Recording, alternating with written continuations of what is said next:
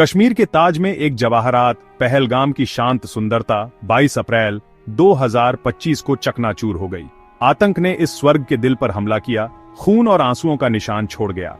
कुख्यात आतंकवादी संगठनों जैश-ए-मोहम्मद और लश्कर-ए-तैयबा द्वारा किए गए इस हमले में 26 निर्दोष नागरिकों की जान चली गई।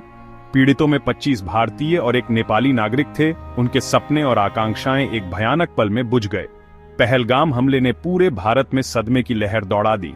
इस कृत्य की क्रूरता ने पूरे देश में रोष और दुख फैला दिया। ये केवल निर्दोष लोगों पर हमला नहीं था, ये भारत की संप्रभुता और अखंडता पर एक सुनियोजित हमला था। पहलगाम हमले के बाद के दिनों में पाकिस्तान ने बिना उकसावे के गोलाबारी का सहारा लिया, आग में घी डालने का काम किया। इन सीमा पार हमलों के परिणाम स्वरूप 10 और भारतीय नागरिकों की जान चली गई, जिससे पहले से ही अस्थिर स्थिति और बिगड़ गई।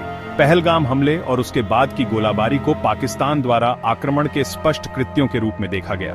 भारत, जो पहले से ही नरसंहार के सदमे से जूझ रहा था, खुद को एक दौराहे पर पाया। राष्ट्र ने अपने मृतकों का शोक मनाया, लेकिन न्याय और निर्णायक कार्रवाई की मांग जोर पकड़ती गई। एक मजबूत भारतीय प्रतिक्रिया के लिए मंच तैयार था, जिसका उद्देश्य पाकिस्तानी धरती से बेखौफ होकर चल रहे आतंकी ढांचे को ध्वस्त करना था।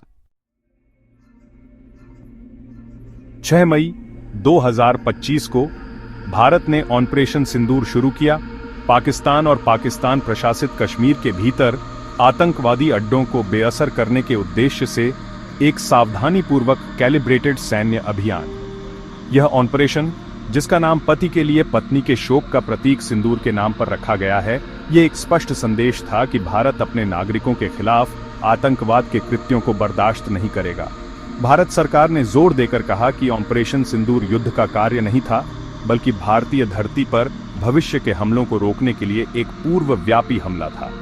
ऑपरेशन सिंदूर में 9 प्रमुख आतंकवादी बुनियादी ढांचे वाली जगहों पर सटीक हमले शामिल थे। कोटली, बहावलपुर और मुजफ्फराबाद में स्थानों को निशाना बनाया गया, जो जैश-ए-मोहम्मद और लश्कर-ए-तैयबा जैसे समूहों के लिए जाने जाने वाले केंद्र हैं। भारतीय रक्षा मंत्री ने कहा कि ऑपरेशन को सटीकता के साथ अंजाम दिया गया, केवल आतंकवादी सुविधाओं को निशाना बनाया गया और नागरिक हताहतों से बचा गया। हालांकि पाकिस्तान ने एक अलग तस्वीर पेश की। ऑपरेशन, जबकि सीमित दायरे में था, भारत और पाकिस्तान के बीच दशकों पुराने संघर्ष में एक महत्वपूर्ण वृद्धि का प्रतीक है। इसने पाकिस्तानी क्षेत्र से उत्पन्न आतंकवाद के खिलाफ कठोर दृष्टिकोण अपनाने की भारत की इच्छा शक्ति का प्रदर्शन किया।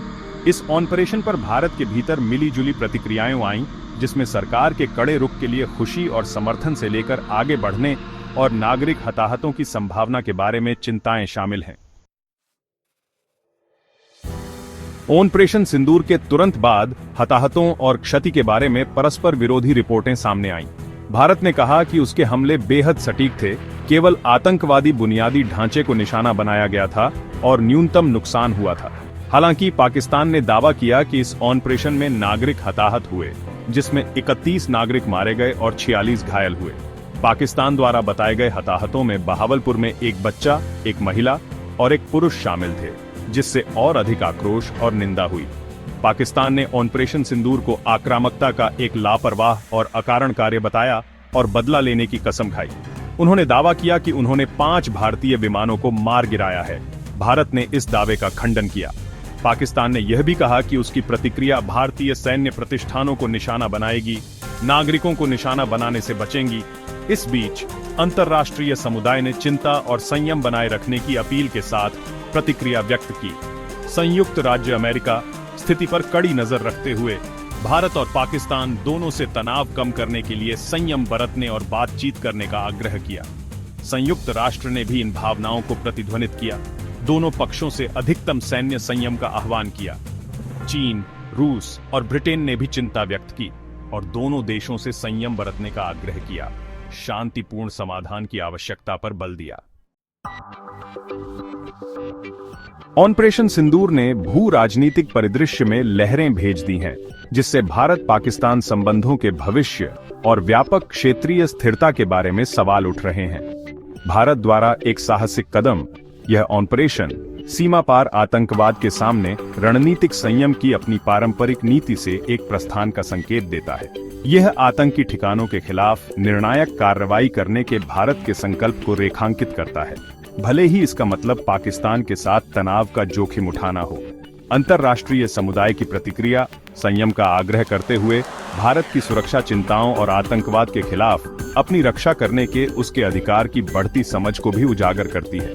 हालांकि इस ऑपरेशन ने भारत पाकिस्तान संबंधों की अस्थिर प्रकृति और इस क्षेत्र में बढ़ते तनाव के हमेशा मौजूद जोखिम पर भी ध्यान केंद्रित किया है। गलत अनुमान की संभावना और एक बड़े संघर्ष का खतरा बहुत वास्तविक बना हुआ है। ऑपरेशन सिंदूर के दीर्घकालिक निहितार्थ अभी पूरी तरह से सामने नहीं आए हैं। इस ऑपरेशन ने निस्संदेह दक्षिण एशिया में यथास्थिति को हिला दिया है, संभावित रूप से भारत और पाकिस्तान के बीच गतिशीलता को फिर से आकार दिया है। क्या इससे बढ़ते तनाव और अनिश्चितता का दौर शुरू होगा या बातचीत और संघर्ष समाधान के नए रास्ते खुलेंगे, यह देखा जाना बाकी है। एक बात निश्चित है, दुनिया भारत और पाकिस्तान के बीच उनके जटिल और परेशान रिश्ते में इस नए अध्याय को करीब से देखेगी।